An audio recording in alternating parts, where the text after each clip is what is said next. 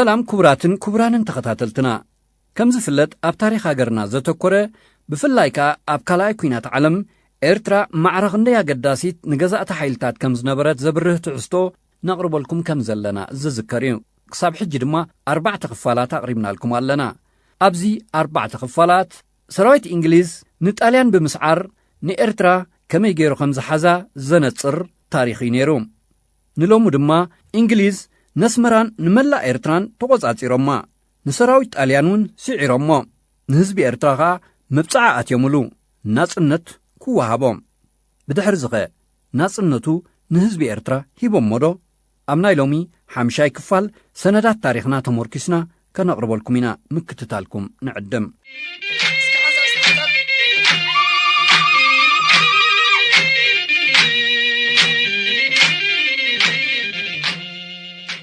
ምምሕዳር ብሪጣንያ ኣብ ኤርትራ ምስ ተተኽለ መብጻዕታቱ ዘለዓዓሎ ተስፋ ህዝቢ ኣዝዩ ገንፈለ። እዚ ግን ካብ ተስፋ ዝሓልፍ ኣይነበረን። ምኽንያቱ ከምቲ ኣብ ዝሓለፈ ዝጠቐስናዮ ሰራዊት ብሪጣንያ ኣስመራ ዝኣተወላ ሰሙን ናይ ኪዳን ሓይልታት ኣብ ሊብያ ዓብ ስዕረት የጋጥሞም ነበረ። እዚ ዓወት እዚ ንሓይልታት ኣክሲስ ጥራይ ዘይኮነ ነቶም ኣብ ኤርትራ ተሳዒሮም ኣብ ራዕዲ ሰጢሞም ዝነበሩ ኣስታት 70,000 ኢጣልያውያን ዓብ ተስፋ ሃቦም።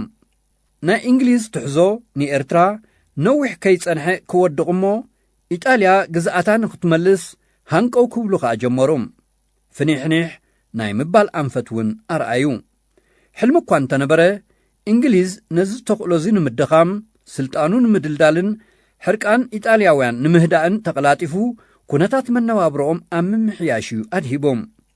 ኩናት ንጣልያን ጥራይ ዘይኮነ ነማይታ ሽሓት ኤርትራውያን እውን ብዘይ መዐንገሊ ደርቢዎም ስለ ዝነበረ ኣስመራ ብጻዕቂ ህዝቢ ቀንበይበይ ኢላ ነበረት። ኣስታት 140,000 ኤርትራውያን ነስመራ ዓቕላ ኣጽበቡላ። ኩናት ዘዘኽተሞም ቈልዑ ኣብ ጽርግያታት ተፈነዉ። መግቢ፣ ሕክምና፣ ማይ እውን ከይተረፈ ኣዝዩ ብምውሓዱ ህዝቢ ጥሜትን ሕማምናን ጽላለዎ። መስፈሪ ዝኸውን ገዛውቲ እውን ፍጹም ወሓደ።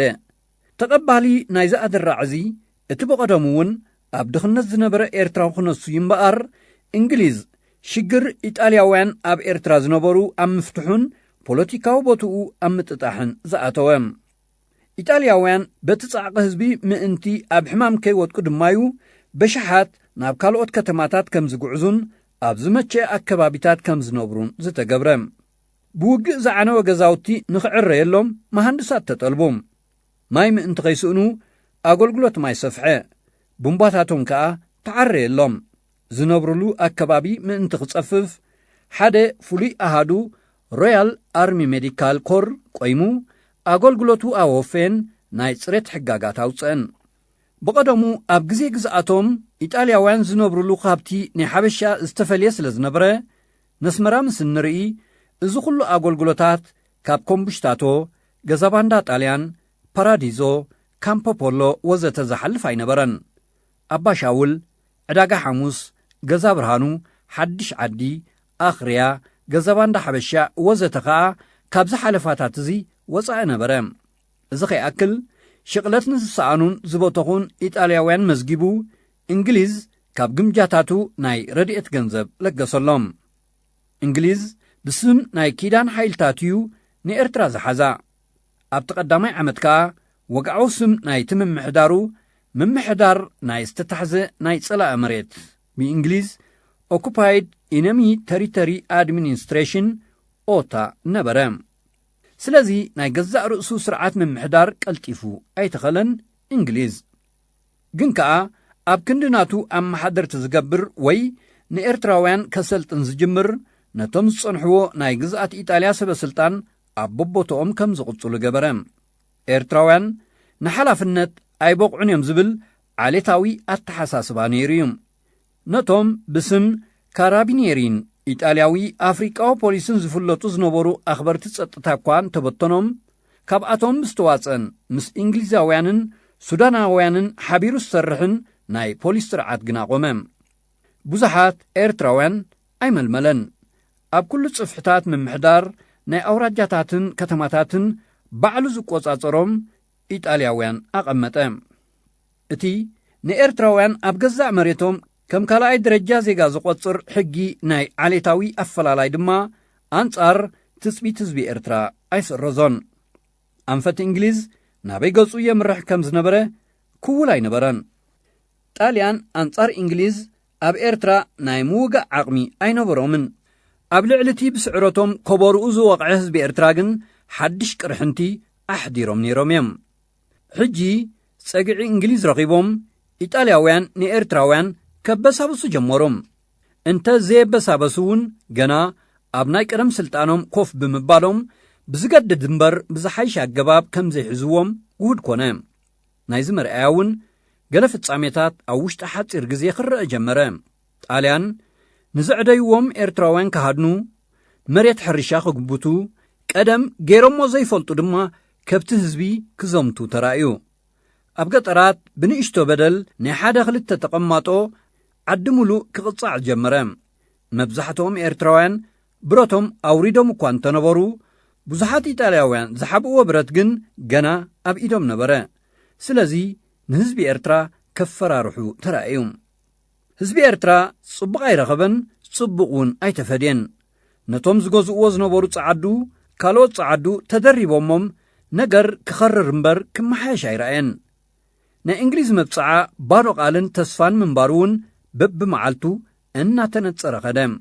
እዚ ኹነታት እዚ ዘሕመሞም ገለ ኤርትራውያን በኣር ብምስጢር ክተኣኻኸቡን ክላዘቡን ጀመሮም።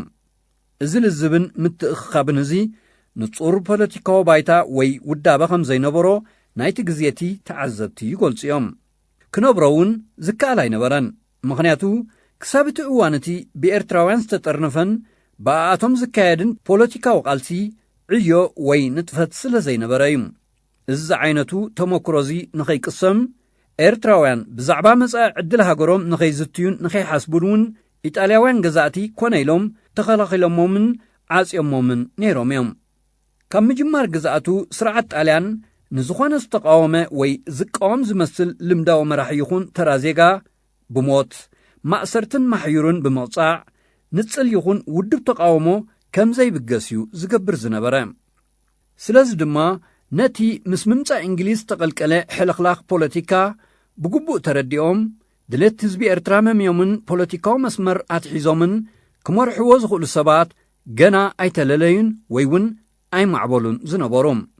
ብኻልእ ኣዘራርባ ብዘይካቶም ኣብ ግዜ ጣልያን ከም ልምዳውያንን ሃይማኖታውያንን መራሕቲ ደያኑን ምስሌነታትን ትርጁማንን ጸሓፍትን መምህራንን ወተሃደርን ወዘተ ዝፈልጦም ዝነበረ ህዝቢ ብደረጃ ሃገር ክቕበሎም ዝኽእል ካልኦት ቡሱላት ናይ ፖለቲካ ሰባት ኣይነበሩን። ፖለቲካዊ ጥርናፈ ኣይንበር እምበር ገለ ካብዞም ዝተባሃሉ ልምዳውያንን ሓደስትን መራሕቲ በቲ ህዝቢ ኤርትራን ዘጓንፎ ዝነበረ ሽግርን ጸበባን ካብ ምስ ቁርቋር ዓዲ ኣይወዓሉን። ስለዚ ድማ መጀመርታ በብጉጅለ ጸኒሖም ግን ብጥምር ዝበለ ኣገባብ ክላዘቡ ጀመሩ።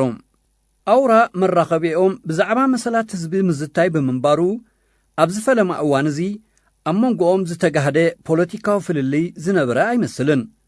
በዚ ድማ ጸኒሖም ተጣበቕቲ ናጽነት ዝኾኑ ከም ራእሲ ተሰማ፣ ደጊያት ሓሰን ዓሊ፣ ሼኽ ኢብራሂም ሱልጣን፣ ኣቶ ወልደኣብ ወልደ ማርያም፣ ዓብደልቃድር ከቢረን ካልኦትን ጸኒሖም ደለይቲ ሕብረት ምስ ኢትዮጵያ ምስ ዝኾኑ ከም ፊተውራሪ ገብረ መስቀል ወልዱ፣ ደጊያት ኣርአያ ዋሴ፣ ፊተውራሪ ሓረጎት ኣባይን፣ ብላታ ደምሳስ ወልደ ሚካኤልን ዝኣመሰሉ ሰባት እዮም ዝላዘቡ ዝነበሩ። መብዛሕትኦም እዚኣቶም ጣልያን ይህቦ ንዝነበረ ዝርካቡ ትምህርቲ ዝቐሰሙ ናይ ምምሕዳር፣ ዳንነት፣ ትርጁማንነትን ምምህርናን ምጡን ተመክሮ ዝቐሰሙ ወይ ከዓ ኣብ ንግድ ዝተዋፈሩ እዮም ዝነበሩ። በዚ ድማ ካብ መብዛሕትኡ ኤርትራዊ ብፍላይ ካብ ልምዳውያን መራሕቲ ሃይማኖትን መሳፍንትን ዝፈልዮም ደረጃ ንቕሓትን መንቋሕቋሕታን ነይርዎም እዮም። ቀደም እውን ኣብ ዝበዝሐ ክፋላት ኤርትራ ክንድቲ ኣብ ንጉሳዊት ኢትዮጵያ ዝሰረተ ስርዓት መስፍንነት ኣይነበረን። ጣልያን ነቲ ዝነበረ ዝርካቡ መስፍናዊ ሰረት እውን ብዝተኻእለ መጠን ኣዳኺሞሞ ወይ ኣብ ውሱን ቦታታትን ዓንኬላትን ሓጺሮሞ ነይሮም እዮም። ስለዚ ሽሕ እኳ ስምን ክብርን መሳፍንቲ ዝሓዙ ራእስታት ሓማሴንን ሰራያን፣ ከንቴባያት ሳሕል፣ ደግለላት ቢንዓምርን ናይባት ሰምሃርን እንተነበሩ درس سلطانهم كاب جغرافياوي عنكل نفس وكفهم زوص عينبرن زتراي زي كونه بزيكاتي طاليان بمسليننتن شومنتن زهوبومن زخلقومن زنبره وسونن مبزحتو لمداون حلافنت ابتي مسريتو زنبره زمناوي ممحدارن بوليتيكاو سرعتن كندتي ميزان كوهابو زخل سلطان كتحزوم ايدلين اتحزوم دما انجليز ني ارترا ابزحزتلو غزيم بار بدرجه ملا هاجر زفلطون زصعبون لمداوያን يخونو زمن زمصوم مرحتي نبرون سلطان مسمو بقول عدي وي اوراجا زتاساسر سلازنبره دما مبزحتومتوم مسمنصا انجليز يخصت نابزنبره بوليتيكاو عدلات كقلاقلو زجمرو زنبر زيغاتات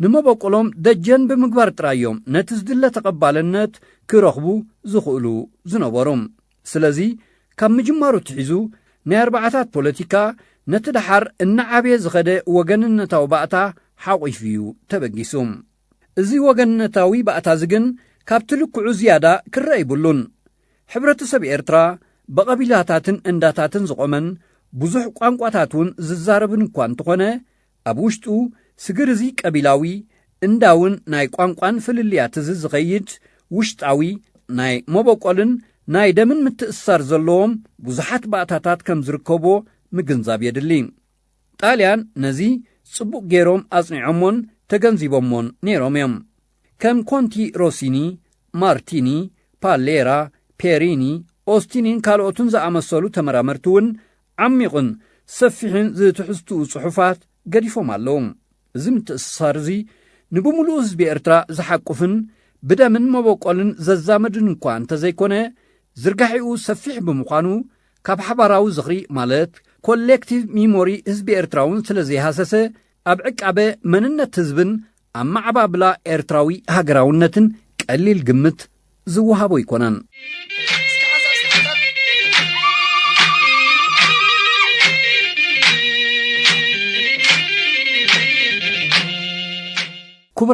كبرانن تخاتلتنا حمشاي كفال أبر بعتاز زنبرة تاريخ إرترا زنصبار تحستو أبزي فتشمنا لنا كال جزيخا كال تاريخ حزنا لكم كنقربينا كساب شعو سسناين خلاتنا ببزلنا شير لايك كومون سبسكرايب مقبار أين زنق حضراهم